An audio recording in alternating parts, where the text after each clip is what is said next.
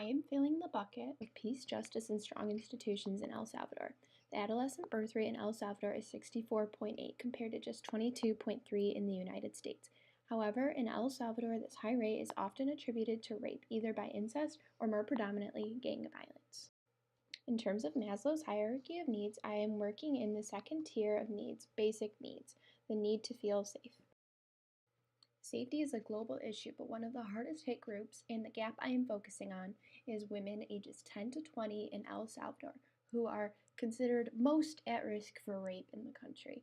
This is about 1.4 million people out of 6 million living in all of El Salvador. This number is from the CIA.gov.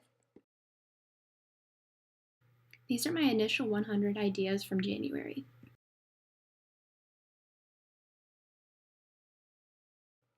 My first concept was locking underwear.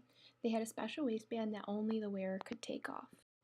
My second concept was a piece of jewelry with a hidden button that would call the police, like Life Alert. My third concept was a bracelet with the taser hidden inside. My last concept was a necklace with a button that sets off a very loud alarm to draw attention to the situation and hopefully scare off the predator.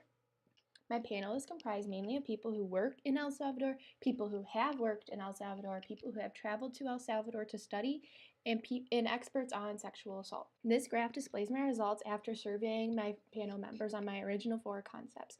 There was a 3-way tie between the police alert jewelry, the taser jewelry, and the personal alarm jewelry. One of my panel members suggested that I combine all 3 of these into one product, and that is what I started working on. The segment I am focusing on for my initial product is women ages 10 to 20 in the urban parts of El Salvador, specifically San Salvador. This is about 200,000 people of the 2 million living in San Salvador. After researching tasers, I decided to change the taser button to a button that would spray a small amount of mace. Then I spoke with a police officer who told me many officers are moving towards using high-frequency flashing lights as a replacement for mace, so I decided to use a light instead of mace. This is my first prototype. After the models fair and hearing back from my panel on my prototype, I decided to eliminate the police alert button because the police force in El Salvador is too corrupt for it to really be effective. So I have a flashing light instead, as well as a pin to pull off to set off a loud alarm. I chose not to use a button here because it would be too easy to set off accidentally. I also decided to make the necklace battery powered. These are the comments from my panel after sending them the second iteration of my design for my prototype. Some notable comments included, more generic design that would blend in well with an outfit could be beneficial. Another said, make it stand out so people know to stay away. So I was a little caught up in that, but I decided that's something that could be determined in my next steps. Another suggested to think about making a shape that could fit a battery. That was taken into account in my final iteration. Another one of my panel members suggested to make a design that could fit a watch battery, which wasn't really possible with the holes in the thin design I had, so that is something I also took into account in my next iteration. I received a lot of positive feedback from my panel. Some of the comments included, I like the idea that girls and women may have a chance with this necklace. Promote safety, easy to wear, I like the flashing light. I think it's a neat idea, innovative, interesting. It's pretty normal, but it has a special superpower of sorts. Plus, it can't be turned around to injure the woman in any way. It's non-lethal and does not cause bodily harm, which might make the attacker go to even more extreme measures. And finally, this is a visible deterrent. Simply wearing the piece suggests the wearer is aware and prepared to fight. Criminals tend not to be ambitious. I now have this as my prototype. I decided to use a butterfly as it symbolizes freedom. It is made of copper and includes a flashing light as well as a loud alarm. Here it is in use.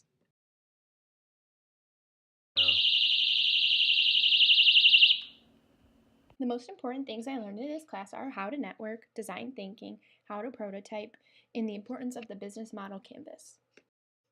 My mission is to make young women feel safe with my product and to give young men and women jobs for a brighter future. Right now, the main thing being done to combat this horrific violence against women is protesting. The women in this picture are holding signs that say Alto a la violencia contra las mujeres, which translates to Stop Violence Against Women. My product is unique because it combines multiple defense mechanisms into one convenient product. The most obvious benefit to my product is safety. One of my panel members puts it best. It gives women a fighting chance. My company name is For Women. I chose this because eventually I want to expand from El Salvador into other countries and help other women with fighting for their rights and keeping women safe. My product name is Chica, which roughly translates to Save Women. I chose this name because it conveys my vision, which is to keep women safe. In terms of the stages of innovation, I would consider my product to be an architectural innovation because I am using an existing technology, slightly modifying it, and targeting a new market because the women that I am focusing on in El Salvador haven't really had a product focused on just them before. My complete business model canvas can be found on Blackboard. The most important parts of my business model canvas are my value proposition, key partners, and channels. My key partners include the Atomic Bear and Sabre. The Atomic Bear is a company that makes flashlights with strong enough lumens to disable a person, even a bear. They also make flashing lights. I will also partner with Sabre, an industry leader in personal safety. They manufacture personal alarms and have compact designs. My value is that I'm giving women a fighting chance in the event of an attack, and I am making them feel safe by having my product around their neck. For my channels, I plan to manufacture my product in El Salvador and primarily hire young men and women to give them an alternative to joining a gang. I will be continuing with this, so in the next 90 days, I want to explore material options. Right now, I'm working with copper, but I would like to find some lighter options. I will also work on making the design smaller and then finalizing the design. I will also create my business plan and try to validate my idea in the US, possibly in El Salvador. During the next year, I will test my product with Salvadoran women, try to come up with some funding options. I will also come up with my final design and begin manufacturing and distributing it. Provided that my product is successful, I will begin offering different designs and different products like bracelets or keychain charms.